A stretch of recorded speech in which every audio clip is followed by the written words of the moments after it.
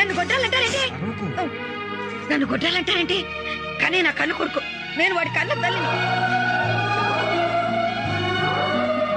మురారి నన్ను అమ్మ అంటుంటే మన పెళ్లి పీటల మీద నేను పసిబట్టలతో కూర్చున్నానండి.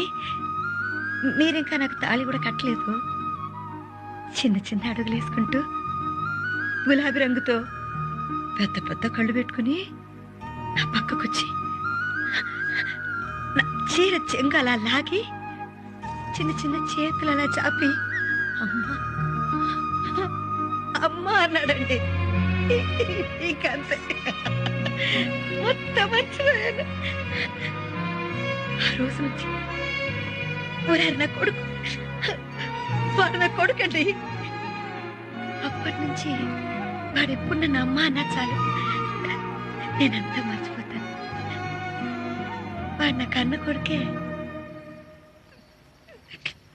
మురారి నా కడుపులో పుట్టలేదన్నమాట నేనెప్పుడో మర్చిపోయాను. మీరెప్పుడు ఎందుకంటారు?